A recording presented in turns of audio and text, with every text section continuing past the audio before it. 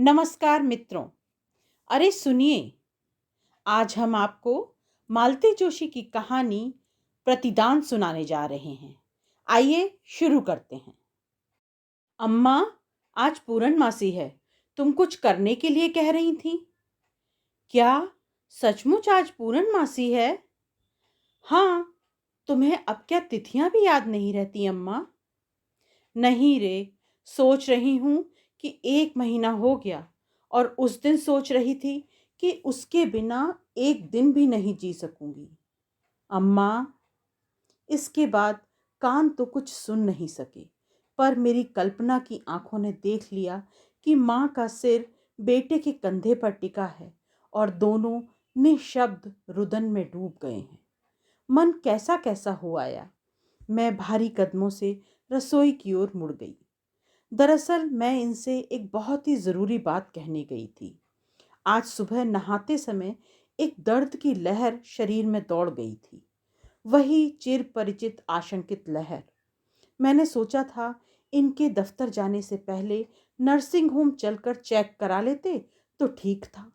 पर ठीक इसी समय उद्धव का प्रसंग छिड़ जाना मुझे बड़ा अशुभ सा लगा। एक खींच सी हुई मन में।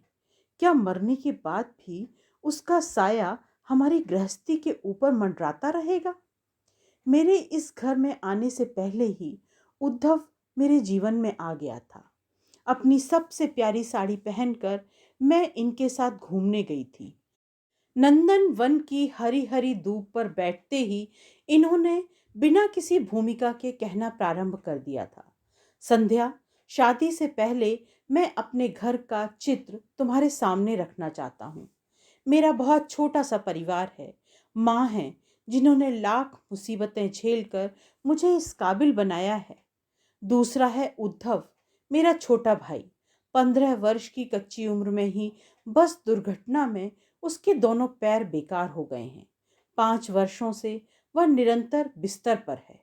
इतना कहकर उनकी आंखें भर आई थीं। मेरे और अम्मा के आधे प्राण उसी में बसते हैं। मुझे ऐसी पत्नी चाहिए जो मेरी इन जिम्मेदारियों को खुशी खुशी बांट सके। तुमसे हो सकेगा यह सब? इन्होंने प्रश्न भरी आंखों से मुझे देखा था। इनके करुण सम्मोहन ने मुझे बांध लिया और उस अनजान अपंग युवक के प्रति मन ममता से भर उठा। यह तो उसी दिन जान गई थी कि इनके अंदर का पुत्र और भाई इन पर सदा हावी रहेगा। तब तो इसी बात पर मुग्ध होकर अंतर मन से इन्हें वर लिया था और अपने मानस में राम और लक्ष्मण के साथ नित्य नए विनोद की कल्पना में विवाह की तिथि को जोड़ती रही। शादी इनके ताऊजी के यहाँ हुई। इस खुशी के मौके पर भी माँ जी ने अपने बीमार बेटे का साथ नहीं छोड़ा और मेरे मन में उनका आसन और ऊंचा उठ गया। लोकाचार जैसे तैसे निपटा कर हम लोग पहली बार घर आए थे। वह दिन आज भी भूलता नहीं है। पड़ोसी गिरजा बाबू स्टेशन पर हमें लेने आए थे। उन्होंने बताया कि नई भाभी को लेकर उद्धव के आनंद और उत्कंठा की सीमा नहीं है। माँ जी के पीछे पड़कर उसने पूरे मकान की सफेदी करवाई है। शादी की रात मोहल्ले की औरतों को बुलाकर रत जगह भी करवाया है। वंदनवार उसने खुद अपने हाथों से बनाए हैं। तांगा रुकते ही मैंने देखा वंदनवारों से सजा लिपा पुता घर अपनी समस्त दीनहीनता के लिए सामने खड़ा था। भाग्य के थफेड़ों के बीच 2 अनाथ बालकों के साथ जिंदगी की राह पर चलने वाली माँ जी का प्रतीक सा ही लगा वह मुझे। दरवाजे पर संभवतः पड़ोस की किसी सुहागिन ने हम लोगों की आरती उतारी। वही मुझे भीतर ले गई। घर में घुसते ही यह कोने में लगे पलंग की ओर लपके और भैया की पुकार के साथ दोनों एक दूसरे से लिपट गए। किसी रामलीला में देखे भरत मिलाप का दृश्य मेरी आंखों के सामने सजीव हो उठा। फिर उन्होंने मुझे खींचकर उसके सामने खड़ा कर दिया और कहा, देख अपनी भाभी तो देख, बोल पसंद आई कि नहीं? भाभी कहते हुए उसने मेरे दोनों हाथ पकड़ लिए।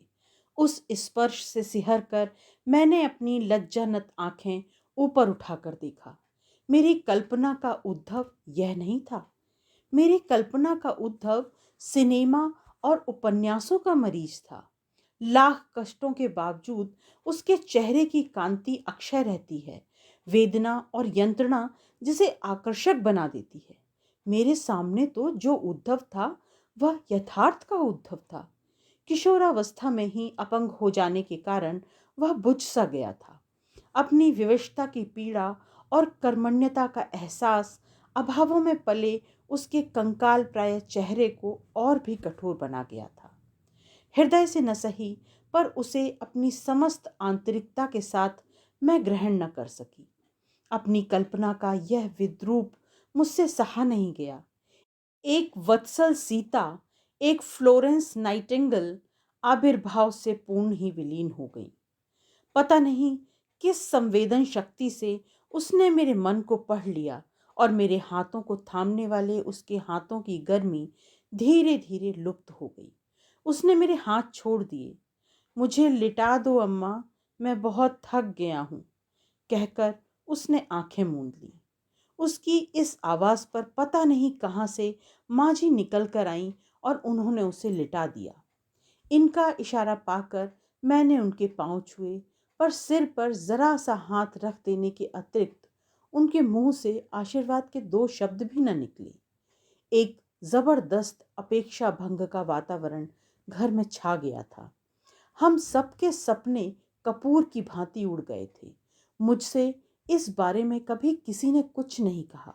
मैं हमेशा सफाई देने के लिए छटपटाती रही, पर बिना अभियोग के सफाई कैसी?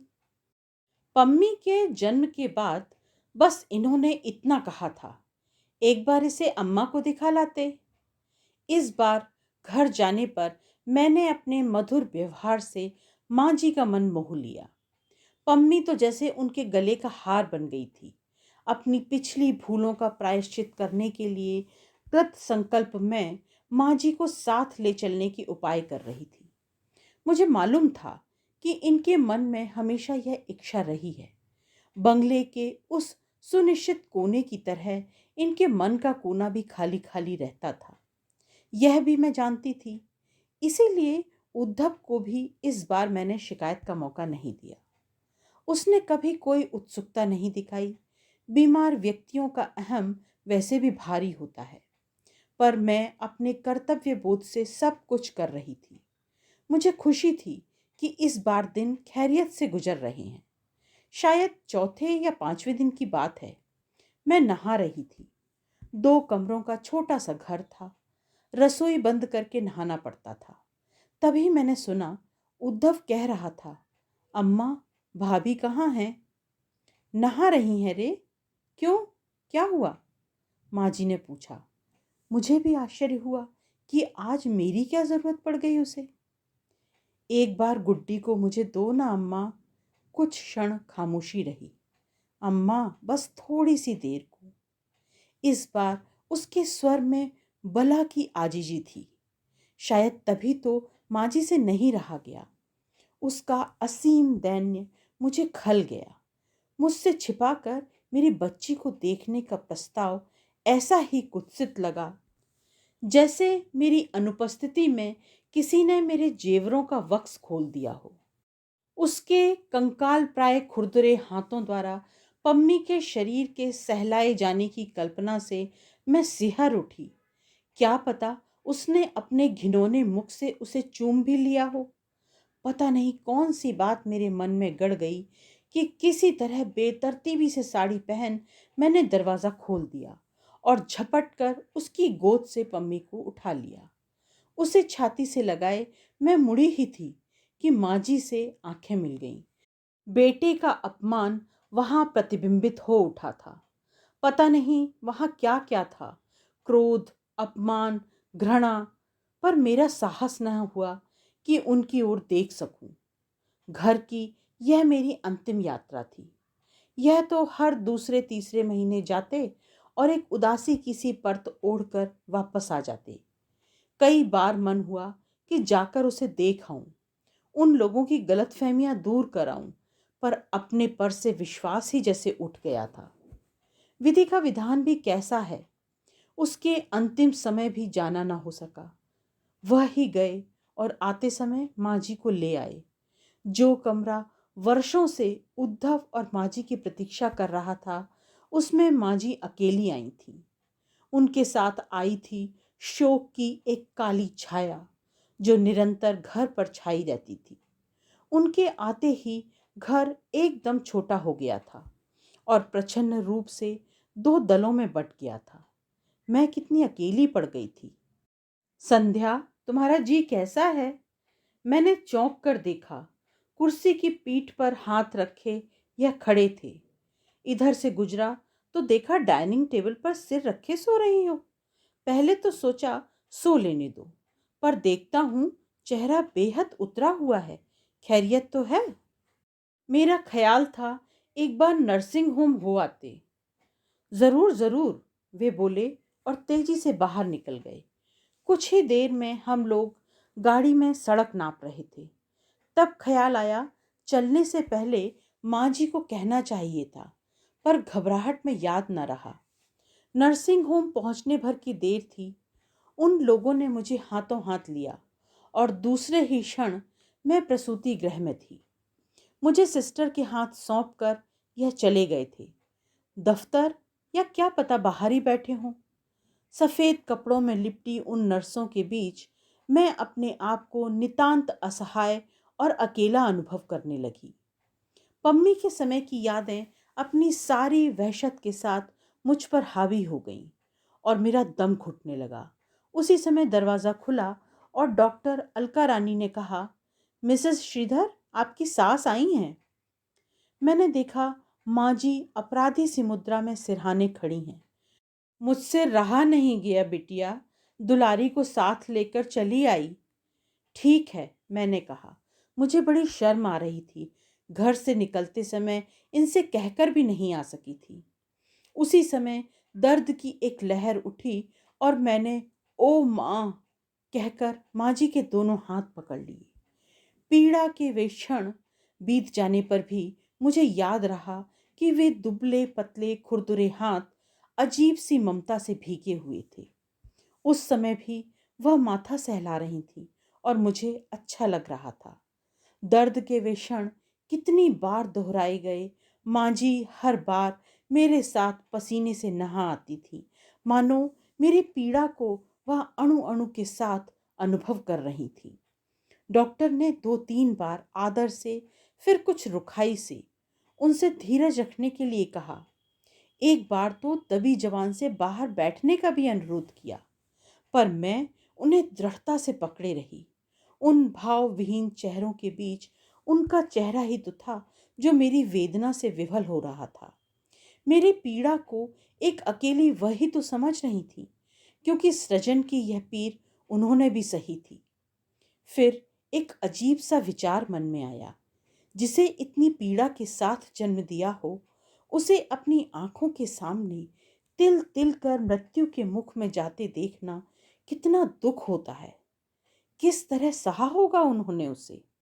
कौन सी पीड़ा अधिक कठिन है, जन्म की या मृत्यु की, पाने की या खोने की? अपने विचारों के रेले में मैं देख रही थी कि डॉक्टर और नर्स दोनों के चेहरे बदहवास से लग रहे थे। मैं अपने आप को किसी बर्फीले प्रदेश में जाते हुए देख रही थी। वे लोग विचित्र दृष्टि से मुझे घूर रहे थे। हर 5 मिनट पर तड़पा देने वाली वे दर्द की लहरें पता नहीं कहाँ खो गई थी। उनकी प्रतीक्षा में कमरे में एक तनाव सा भर गया था। मुझे मम्मी बेतरह याद आ रही थी। वह हमेशा कहती थी कि डिलीवरी में दोनों का जन्म होता है, माँ और बेटे का। तभी तो 42 की उम्र में शिशु को जन्म देने की पीड़ा उनसे सही नहीं गई। ऑपरेशन रूम से बाहर लाते हुए स्ट्रेचर पर उनका सफेद निष्प्राण चेहरा बार बार आंखों के सामने आ रहा है। कैसा होता होगा मरण पार का देश? क्या वहां जाने पर मम्मी से फिर भेंट हो सकेगी? और उद्धव, क्या वह भी मिलेगा? उसकी करुण असहाय आंखों का अभियोग क्या अब भी उतना ही ताजा होगा? अपनी सफाई में मुझे क्या कहना होगा? और अचानक इंजेक्शन की जैसे कई सुइयां चुभो दी गई हों। पर मेरी चेतना लौट आई और कमबख्त वही दर्द फिर उभर आया। सफेद कमरा, सफेद चमकीले बल्ब, सफेद वस्त्रों में लिपटी नर्सें, सब जैसे घूम गए। केवल दो दुबले खुरदुरे हाथ स्थिर थे जो मेरे माथे पर थे। शिशु के कर्कश रुदन से कमरा भर उठा, तनाव टूटने लगा था और हर चीज जैसे फिर अपनी जगह पर लौट आई थी। डॉक्टर अलका कह रही थी, माँ जी मुबारक हो, पोता हुआ है। माँ जी ने हाथ जोड़कर कहा, वह तो जो भी है भगवान की देन है, पर आपने मेरी बेटी को बचा लिया।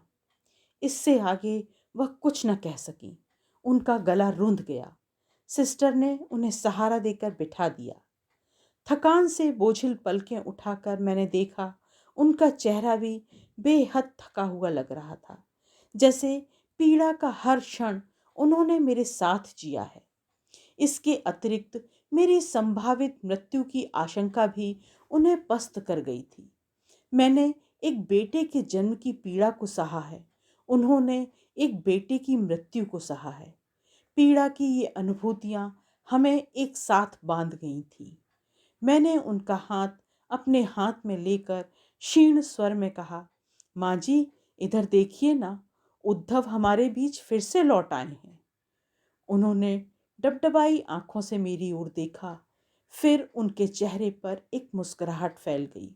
मुझे लगा जैसे ओस भीगी सुबह में सूरज की किरणें नहा गई हों। ये कहानी बस इतनी सी। आंखों को नम कर देने वाली मालती जोशी जी की ये कहानी प्रतिदान आपको कैसी लगी, मुझे कमेंट बॉक्स में कमेंट कर ज़रूर बताइएगा। एक नई कहानी के साथ फिर मिलेंगे। नमस्कार।